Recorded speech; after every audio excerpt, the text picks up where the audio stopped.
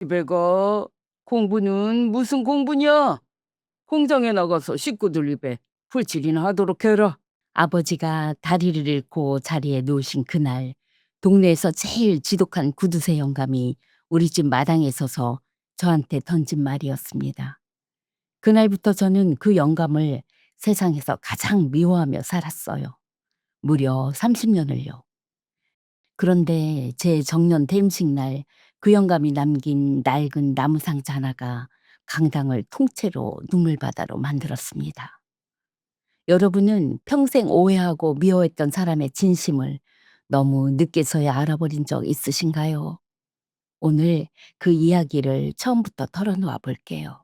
사연을 시작하기에 앞서 지금 어디에서 이 이야기를 듣고 계신지 댓글로 남겨주세요. 그곳에 행복이 가득하길 진심으로 기원하겠습니다. 안녕하세요. 38년간 아이들을 가르치다 작년에 교단을 내려온 60대 여자입니다. 제가 나고 자란 곳은 산비탈 꼭대기 달동네였어요. 더 올라갈 데도 없는 맨 끝집이 우리 집이었죠. 아버지는 연탄 배달을 하셨어요. 손수레에 연탄을 가득 싣고 그 가파른 비탈을 하루에도 몇 번씩 오르내리셨죠. 겨울이면 손등이 쩍쩍 갈라져 그 틈마다 시커먼 연탄재가 끼었는데 아프단 소리 한 번을 안 하셨어요. 손끝이 다 해진 목장갑, 아무리 빨아도 안 빠지던 그 매캐한 냄새. 저한텐 그게 우리 아버지 냄새였습니다. 어머니는 밤마다 알전구 하나 켜놓고 삭바느질을 하셨고 저녁상에 늘 멀건 수제비가 올랐어요. 가난했지만 우리 집은 참 따뜻했습니다. 제 생일이면 어머니는 어디서 구했는지 달걀 하나를 삶아 밥그릇 밑에 몰래 숨겨두셨어요. 우리 딸 생일 축하한다. 그 삶은 달걀 하나가 저한텐 세상에서 제일 귀한 선물이었죠. 아버지는 배달 나갔다 오는 길에 눈깔사탕 한두 개를 꼭 주머니에 넣어 오셨고요. 지질이 가난했어도 그 시절 우리 집엔 웃음이 끊이질 않았어요. 특히 아버지가요. 배운 것 없는 분이었지만 딱 한 가지는 입에 달고 사셨어요. 얘야, 우리가 아무리 굶어도 남의 꽃은 절대 손대는 거 아니다. 남의 집 마당에 떨어진 돈도 꼭 찾아 돌려주시던 분. 한 번은 제가 그냥 우리 가지면 안 돼? 했다가 처음이자 마지막으로 종아리를 맞았어요. 해초리를 든 아버지 눈에 눈물이 그렁그렁 했던 게 아직도 잊히질 않아요. 굶어도 떳떳하게, 없어도 정직하게. 그게 아버지가 저한테 남겨주신 유일한 재산이었습니다. 그런데 우리 동네엔 이상한 사람이 있었어요. 골목 어기 연탄가게 주인 영감인데 소문난 자린고비였습니다. 외상 한 푼 안 주고 10원 하나 깎는 법이 없었죠. 저 영감은 피도 눈물도 없다고 다들 그렇게 수군거렸어요. 우리 아버지는 바로 그 가게에서 연탄을 떼다 배달하셨는데 영감은 유독 우리 집한테만 더 모질었어요. 연탄 개수를 2번, 3번 다시 세고 아버지 등 뒤에다 꼭 한마디씩 쏘아붙였죠. 어린 제 눈에 그 영감은 그저 무섭고 미운 사람이었어요. 한 번은 이런 일도 있었어요. 그해 겨울이 어찌나 추웠는지 방바닥이 얼음장 같던 날이었죠. 연탄이 딱 떨어졌는데 그날따라 아버지 삭이 안 들어와서 어머니가 저를 그 가게로 보냈어요. 아저씨, 연탄 딱 5장만요. 아버지 삭 들어오면 바로 갚을게요. 그 영감은 저를 쓱 내려다보더니 이러더라고요. 외상은 없어. 돈 없으면 얼어 죽는 거고. 그게 세상 이치야. 저는 빈손으로 그 언 골목을 되짚어 오르면서 이를 악물고 울었어요. 손이 고봐서 눈물을 닦을 힘도 없었죠. 골목에서 그 가게 물빛을 노려보며 저는 몇 번이고 다짐했어요. 나는 커서 절대로 저런 사람은 안 될 거야. 제가 16 중학교 3학년 때였어요. 그해 겨울은 유난히도 매서웠습니다. 며칠째 눈이 녹지를 않고 꽝꽝 얼어붙어서 우리 동네 그 가파른 골목이 온통 빙판이 됐어요. 어른들도 벽을 짚어가며 겨우 오르내리던 그런 날들이었죠. 그런 날에도 아버지는 어김없이 새벽 4시에 손수레를 끄셨어요. 이렇게 추운 날일수록 연탄 기다리는 집이 더 많은 법이다. 그날 아침에도 그러셨어요. 어머니가 오늘은 하루만 쉬라며 길이 너무 미끄럽다고 붙드는데도 아버지는 허허 웃으시며 대문을 나서셨죠. 목장갑을 낀 손으로 제 머리를 한번 쓱 쓰다듬고요. 그날 내리막에서 손수레 바퀴가 빙판을 밟고 두루루 미끄러졌대요. 수백 장의 연탄을 가득 실은 그 무거운 손수레가 균형을 잃고 아버지 쪽으로 그대로 쏟아진 거예요. 아버지는 그걸 놓치지 않으려고 끝까지 붙들다가 손수레에 깔린 채로 비탈 아래까지 함께 굴러 떨어지셨어요. 새벽 골목에 울려 퍼진 그 소리에 동네 사람들이 뛰쳐나왔어요. 제가 병원에 도착했을 때 아버지는 온몸에 붕대를 감고 누워 계셨어요. 하얀 시트 위로 그 시커먼 손만 삐죽 나와 있었죠. 연탄재가 낀 그 갈라진 손이요. 저는 그 손을 붙들고 아무 말도 못하고 그냥 서 있었어요. 의사 선생님이 어머니를 조용히 불러내더라고요. 문틈으로 들려온 그 말을 저는 아직도 잊지 못해요. 다리를 크게 다치셨습니다. 다시는 무거운 걸 드는 일은 못 하실 거예요. 걷는 것도 올해는 힘드실 겁니다. 어머니는 그 자리에 주저앉으셨어요. 아버지는요, 그 말을 다 듣고도 천장만 물끄러미 바라보셨어요. 그러다 어머니에게 그러셨죠. 미안하다. 내가 정말 미안하다. 그날로 우리 집은 무너졌습니다. 아버지가 벌어오던 돈이 하루아침에 뚝 끊겼으니까요. 어머니가 밤을 꼬박 새워 바느질을 해도 병원비에 약값을 대기엔 턱도 없이 모자랐어요.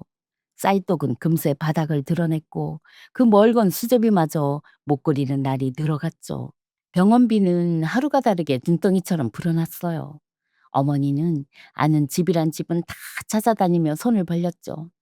그런데 없는 집 사정 뻔히 아는 동네에서 누가 선뜻 돈을 내주겠어요. 문전박대를 당하고 돌아온 어머니가 부엌 바닥에 쪼그려 앉아 소리 죽여 우시던 그 뒷모습을 아직 저는 아직도 잊지 못해요. 결국 우리 집은 하나뿐인 방 한 칸까지 남의 손에 넘어갈 처지가 됐습니다. 그때 저는 공부가 참 좋았어요. 반에서 늘 1, 2등을 다퉜고 선생님들도 너는 꼭 대학까지 가야 하는 아이라고 하셨어요. 저도 그게 꿈이었어요. 이 지긋지긋한 가난에서 우리 식구를 건져낼 길은 그것뿐이라고 믿었거든요. 그런데 그 꿈을 접어야 했어요. 그 무렵 동네에 가발 공장에서 사람을 뽑으러 왔어요. 그 시절엔 저 같은 집 딸들이 교복 대신 공장 작업복을 입는 일이 흔했거든요. 어린 동생들 입에 밥이라도 넣으려면요. 공장에서 나온 아주머니가 우리 집까지 찾아왔어요. 아유, 얼굴도 반반하고 손끝도 야무지네. 기숙사에 밥도 주고 다달이 월급도 꼬박꼬박 나와요. 이만한 자리가 어디 있어? 그 말에 어머니 얼굴이 흑빛이 됐다. 하얗게 질렸다 했죠. 소식을 들은 담임 선생님은 한 걸음에 우리 집으로 달려오셨어요. 어머님, 이 아이는 공부를 시켜야 하는 아이입니다. 어머니는 고개만 푹 숙인 채 겨우 한마디 하셨어요. 선생님, 죄송합니다. 우린 당장 오늘 저녁 끼니가 없습니다. 그 한마디에 선생님도 더는 말을 잇지 못하셨어요. 어머니가 저를 끌어안고 우셨어요. 미안하다, 우리 딸. 딱 몇 년만 고생하자. 엄마가 이 은혜 평생 잊지 않을게.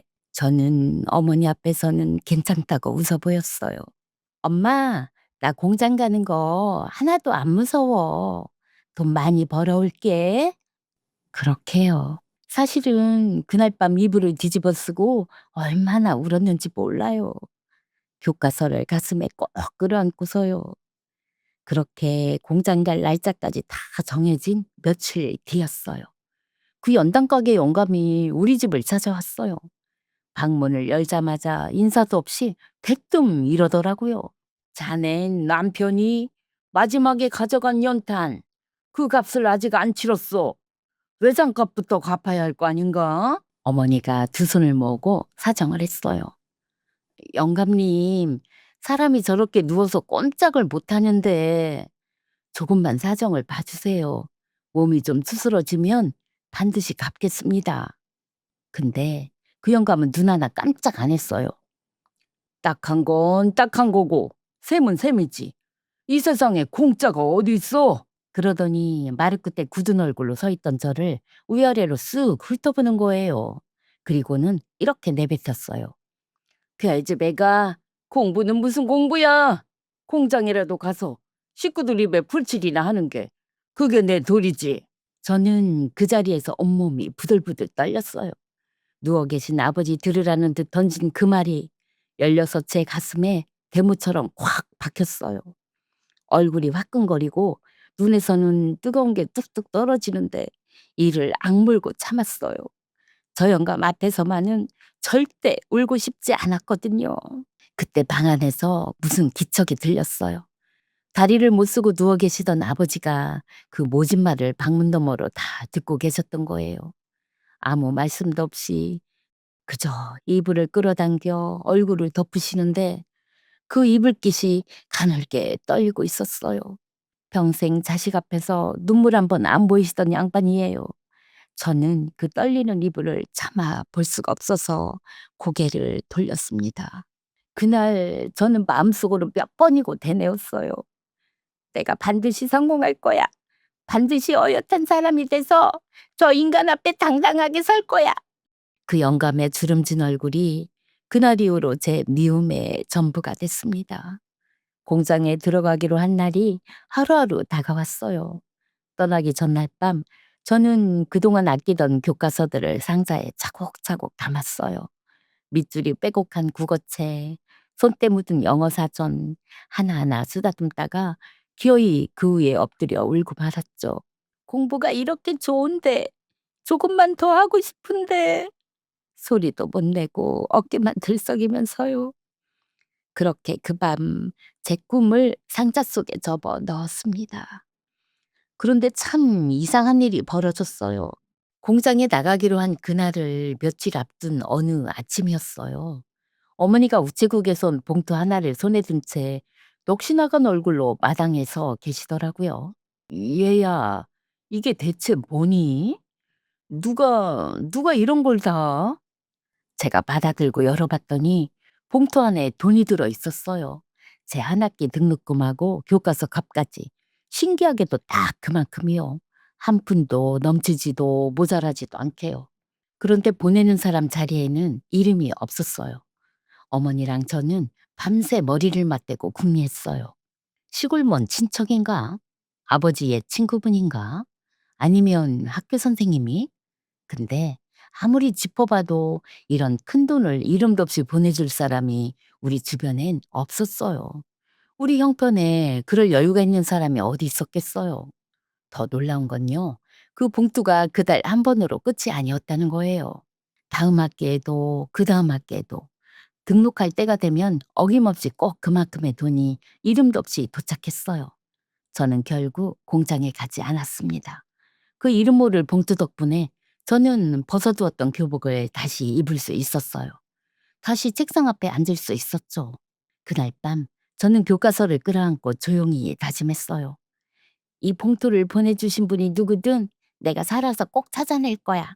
그래서 이 은혜 반드시 2배로 갚을 거야. 그게 제 16살의 약속이었습니다. 그 이름 없는 봉투는 제가 교복을 벗는 날까지 이어졌어요. 낮에는 남의 집 일을 거들고 밤에는 흐릿한 알전구 아래에서 이를 악물고 공부했습니다. 보내주신 분을 실망시킬 순 없다 그 생각 하나로요. 낮에는 부잣집 아기를 업고 빨래를 하고 저녁이면 그 집에서 나와 곧장 학교로 뛰었어요. 저녁도 못 먹고 책상에 앉으면 눈앞이 핑 돌 때도 많았죠. 겨울엔 손이 트다 못해 갈라져서 연필 진 자리에 피가 배어 나왔어요. 그럴 때마다 저는 이름도 모르는 그분의 봉투를 떠올렸어요. 이 악물자, 저분이 나를 포기하지 않았으니 나도 나를 포기하면 안 된다. 그 마음 하나로 저는 버텼습니다.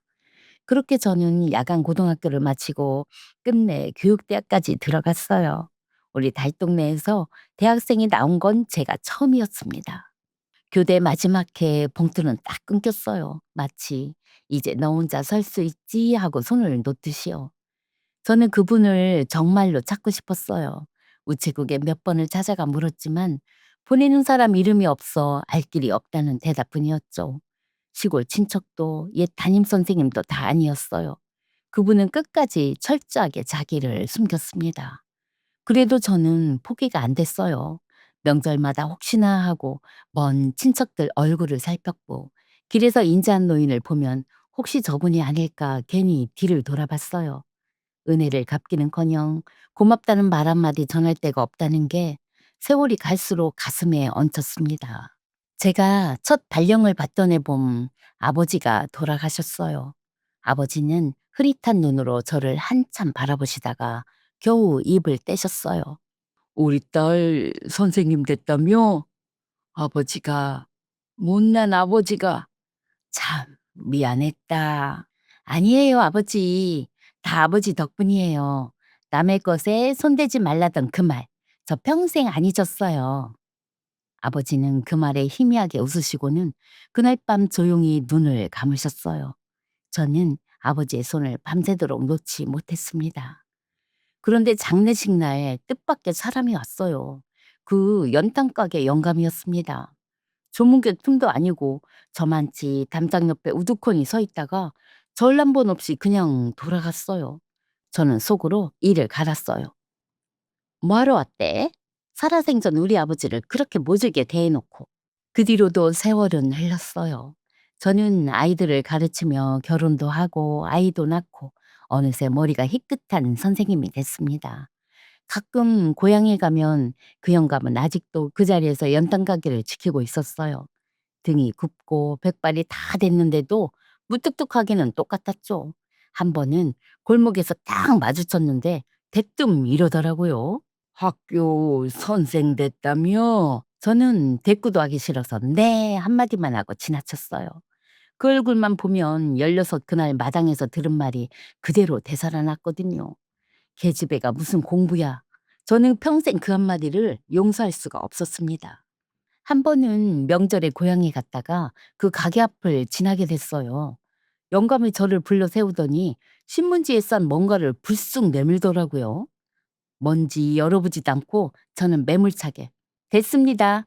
저는 영감님한테 받을 것도 드릴 것도 없어요. 영감은 잠시 우두커니 서 있다가 아무 말 없이 그 꾸러미를 도로 걷어갔어요. 그 굽은 등이 유난히 작아 보였지만 저는 뒤도 안 돌아보고 걸음을 재촉했습니다. 그리고 제가 정년을 코앞에 둔 그 해였어요. 고향에서 소식이 하나 왔습니다.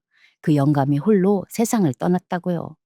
자식도 없이 그 낡은 연탄 가게에서 혼자서요. 부끄러운 고백이지만 저는 그 소식에도 눈물 한 방울 나지 않았어요. 오히려 마음 한구석이 서늘하게 가벼워지더라고요. 이제 저 얼굴 안 봐도 되겠구나 싶어서요. 그게 제가 그 영감에게 품은 마지막 감정이었습니다.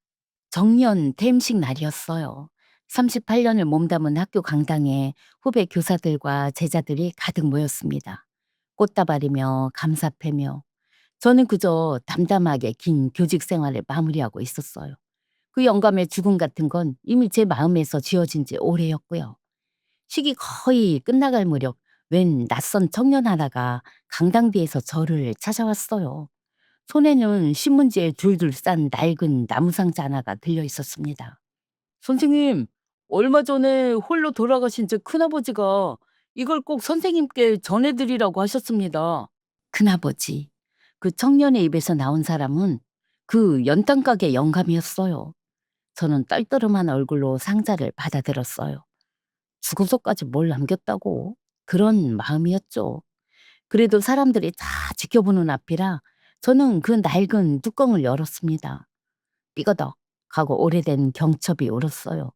곰팡내와 함께 훅 끼쳐오는 냄새 속에 익숙한 무언가가 섞여 있었죠. 아주 오래전 우리 집에서 나던 그 매캐한 연탄 냄새였어요. 그리고 저는 그 자리에 얼어붙고 말았어요. 상자 안에는 빛바랜 우체국 송금 영수증이 한 뭉치 가득 들어 있었어요. 세어보니 200장이 넘었습니다. 날짜를 보니 제가 야간 고등학교를 다니던 그 시절부터 교대를 졸업하던 해까지였어요.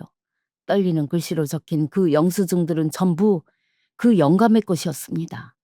이름도 없이 매달 제게 학비를 붙여준 그 이름 모를 후원자가 제가 평생을 미워한 바로 그 구두쇠 영감이었던 거예요. 그리고 영수증 뭉치 밑에는 낡은 목장갑 한 짝하고 손편지 한 통이 놓여 있었어요. 손끝이 다 헤어지고 아무리 빨아도 연탄 냄새가 안 빠지던 제 아버지의 목장갑이었습니다. 저는 그 자리에 주저앉아 떨리는 손으로 편지를 펼쳤어요. 내가 편지 같은 걸 다 쓰게 될 줄은 몰랐다. 너희 아버지는 이 동네에서 내가 유일하게 존경한 사람이었다. 그렇게 가난하면서도 평생 남의 것에 손 한 번 안 대던 사람. 나는 어려서 지지리도 못 배운 게 한이 돼서 그런 아버지 밑에서 자란 똑똑한 네가 공장으로 팔려간다는 소리를 도저히 두고 볼 수가 없었다. 기억할지 모르겠다. 오래전 내가 골목에서 하루 판 돈을 통째로 흘린 적이 있다. 그걸 주운 게 네 아버지였어. 그 형편에 그 큰 돈을 한 푼도 안 빼고 나한테 그대로 돌려주더구나. 남의 것은 손대는 게 아니라면서. 나는 그날 저 사람 딸만은 반드시 내가 지켜야겠다고 마음먹었다. 나는 한 푼이라도 더 모으려고 지독한 자린고비가 됐다. 외상도 안 주고 10원 하나 안 깎으면서 사람들이 뒤에서 흉을 봐도 상관없었어.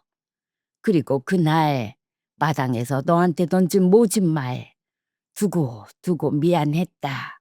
그런데 그 말이라도 해야 네가 오기로라도 이를 악물 것 같았어. 게다가 행여 그 돈이 내 것인 걸 네가 눈치챌까 봐 나는 일부러 더 모질게 굴었다. 네가 나를 미워할수록 내 비밀은 안전했으니까. 네 아버지가 우리 가게에 두고 간 저 목장갑. 나는 차마 버리질 못하고 여태 간직했다. 그 사람 기억할 물건 하나쯤은 곁에 두고 싶었거든. 고맙단 말 들으려고 한 거 아니다. 그저 너 같은 아이 하나만 더 살리면 나는 그걸로 됐다. 강당은 이미 눈물바다가 돼 있었어요. 제자들도 후배 교사들도 다들 소리 없이 울고 있었죠. 제 옆에 있던 중년의 제자 하나가 젖은 눈으로 제 손을 콕 잡더라고요. 선생님, 선생님도 늘 그러셨잖아요. 형편 어려운 애들 몰래 도시락 챙겨주시고 등록금 대신 내주시고 이제야 알겠어요. 선생님이 왜 그러셨는지. 그 영감의 죽음에 눈물 한 방울 안 흘렸던 제가 어린애처럼 엉엉 울었어요. 미워하며 보낸 그 긴 세월이 미안해서 끝내 고맙다는 말 한마디 못한 게 사무쳐서요. 영감님, 왜 말을 안 하셨어요? 딱 한 번만 말씀해 주셨어도 제가 그렇게 오래 미워하진 않았을 텐데. 저는 그 낡은 목장갑을 가슴에 꼭 끌어안고 한참을 흐느꼈어요. 미움이 뒤늦은 그리움으로 바뀌는 데는 상자 하나를 여는 그 잠깐이면 충분했습니다. 한참을 울다가 저는 자리에서 일어났어요. 그리고 마이크 앞에서 사람들을 향해 이렇게 말했습니다. 오늘 받은 이 퇴직금 전부로 장학금을 만들겠습니다. 그 어른의 이름을 딴 장학금을요. 저처럼 공장으로 갈 뻔한 아이들이 이 돈으로 끝까지 꿈을 이어갈 수 있게요. 장학금 서류를 마무리한 며칠 뒤 저는 그 영감님이 홀로 묻힌 산소를 찾아갔어요. 자식 하나 없이 잡초만 무성한 쓸쓸한 무덤이었죠. 저는 그 앞에 오래도록 앉아 있었어요. 그리고 평생 단 한 번도 못했던 말을 뒤늦게야 꺼냈습니다. 영감님, 그동안 미워해서 죄송했어요. 그리고 정말 고맙습니다. 바람이 한번 크게 불었어요. 마치 그 무뚝뚝한 양반이 됐다 이 사람아 하고 퉁명스럽게 답하는 것처럼요. 지금 저는 그 장학금으로 매년 형편 어려운 아이들을 돕고 있어요. 그리고 아버지의 그 낡은 목장갑을 액자에 곱게 넣어 거실에 걸어두고 삽니다. 매일 아침 그 앞을 지날 때마다 두 어른의 얼굴이 나란히 떠올라요. 네, 오늘 이야기는 여기까지입니다. 낡은 나무 상자 하나에 담겨 있던 200장의 송금 영수증, 그리고 목장갑 한 짝. 미움받을 걸 알면서도 끝내 이름을 감췄던 한 사람의 마음이요. 저는 이 사연을 읽어내려가면서 몇 번이나 목이 메었는지 모릅니다. 여러분은 어떠셨나요? 살다 보면 그런 분이 꼭 한 명씩 있지 않던가요? 말은 무뚝뚝하고 얼굴은 딱딱한데 정작 뒤에서는 누구보다 따뜻한 손을 내밀고 있던 사람이요. 겉모습만 보고 저 사람 참 매정하다 미워했는데 알고 보니 그 무뚝뚝함 뒤에 나를 위한 마음이 숨어 있던 거예요. 세상엔 그렇게 생색 한번 안 내고 조용히 사랑을 건네는 분들이 분명히 계십니다. 그런데 여러분, 오늘 제가 꼭 드리고 싶은 말씀이 하나 있어요. 사실은 그 이름 없는 손길이 바로 우리 어머니들 아니었을까요? 자식들 몰래 반찬값을 아껴 학비에 보태고 힘든 내색 한 번 없이 평생을 내어주셨잖아요. 고맙다는 말 한마디 못 들어도 내 새끼 잘 되면 그걸로 됐다 하시면서요. 그 사연 속 영감님처럼 여러분도 어쩌면 평생을 이름 없는 후원자로 살아오신 겁니다. 그러니 오늘만큼은 스스로에게 다정하게 한마디 건네주세요. 참 애썼다. 잘 살아왔다고요. 사연 속 그 선생님이 그러셨죠. 받은 사랑은 갚는 게 아니라 흘려보내는 거라고요. 참 마음에 남는 말이에요. 우리가 받은 그 마음을 또 누군가에게 가만히 흘려보내면 세상이 그렇게 조금씩 따뜻해지는 것 같아요. 혹시 요즘 괜히 멀어진 분이 곁에 계신가요? 오해가 쌓여 연락이 뜸해진 분이요. 너무 늦기 전에 그저 안부 한번 물어보시면 어떨까요?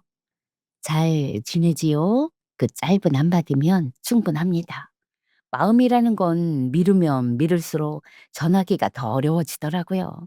오늘 이 이야기가 여러분 가슴 한구석에 조용히 남으셨다면 따뜻한 공감과 응원 한번 남겨주세요. 여러분의 그 마음이 다음 사연을 또 정성껏 준비할 힘이 됩니다. 저는 언제나 이 자리에서 여러분을 기다리고 있을게요. 오늘 하루도 참 수고 많으셨습니다. 지금까지 친정엄마의 사이다 라디오였습니다. 감사합니다.